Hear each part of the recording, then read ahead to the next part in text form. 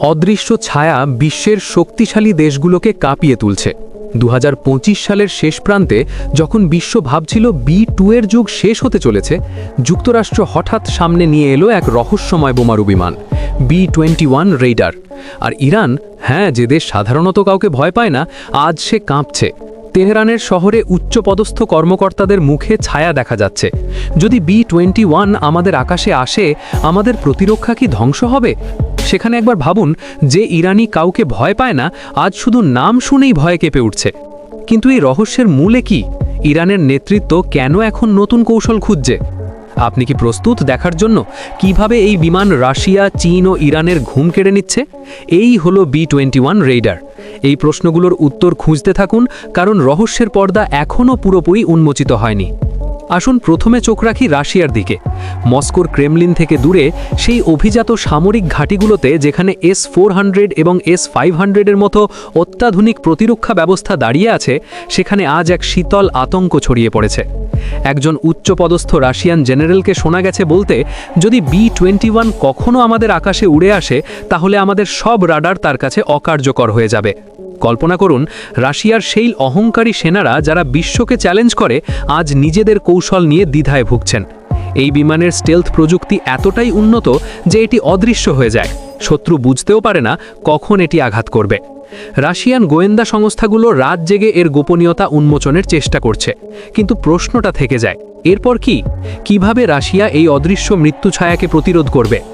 এবার দৃষ্টি ঘুরিয়ে নেওয়া যাক চীনের দিকে, যেখানে বেইজিংয়ের যুদ্ধ কৌশল বোর্ডে এখন একটাই আলোচনা: B-21 কি আমাদের সীমান্তের ওপর দিয়ে উড়ে যেতে পারে?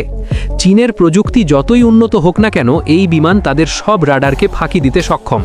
চীনা বিশেষজ্ঞরা বলছেন, তাদের অ্যান্টি স্টেলথ মিসাইলগুলো হয়তো এটিকে ধরতে পারবে, কিন্তু সন্দেহের ছায়া ঘনীভূত হয়েছে।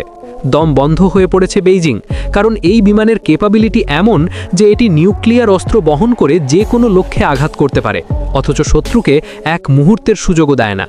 চীনের মানবিক নেতৃত্ব এখন রাতের পর রাত জেগে থেকে কৌশল পরিকল্পনা করছে। কিন্তু কৌতূহলটা থেকে যায়, যদি B-21 সত্যিই চীনের আকাশে প্রবেশ করে, তাহলে কি হবে? বিশ্বের সবচেয়ে বড় সেনাবাহিনী কি এই অদৃশ্য শক্তির সামনে অসহায় হয়ে পড়বে? আর ইরান, হ্যাঁ, সেই দেশ যা সাধারণত কাউকে ভয় পায় না, আজ তারা কাঁপছে। তেহরানের রাস্তায় উচ্চপদস্থ কর্মকর্তাদের মুখে ছায়া পড়েছে। যদি B-21 আমাদের আকাশে আসে, তাহলে আমাদের প্রতিরক্ষা ব্যবস্থা কি ধ্বংস হবে? এই প্রশ্নটা এখন তাদের মনে ঘুরপাক খাচ্ছে। ইরানের সেই অহংকারী নেতৃত্ব যারা বিশ্ব শক্তিকে চ্যালেঞ্জ করে, আজ শুধু নাম শুনেই ভয়ে কেঁপে উঠছে। সাম্প্রতিক ঘটনাবলিতে যেমন কাল্পনিক যুদ্ধ সিনারিও, যেখানে অনুরূপ স্টেলথ বিমান ইরানের নিউক্লিয়ার সুবিধাগুলোতে আঘাত করেছে, তা তাদের আতঙ্ক আরও বাড়িয়েছে।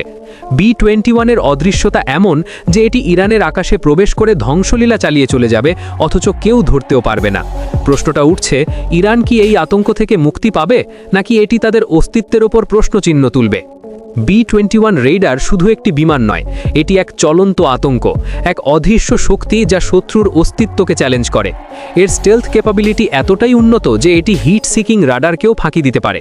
2025 সালে এর টেস্টিং চলছে এবং বিশেষজ্ঞরা বলছেন যে এটি 2027 সাল নাগাদ সার্ভিসে আসবে। কিন্তু বিশ্বের প্রতিটি রাষ্ট্রের জন্য এটি এক গোপন আতঙ্ক, যা ইতিহাসের ধারাকে মুহূর্তে বদলে দিতে পারে।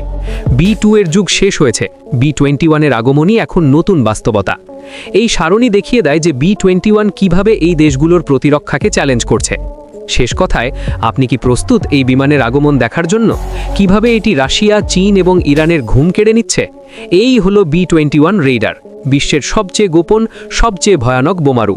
থাকুন আমাদের সাথে আরও আপডেটের জন্য। ধন্যবাদ।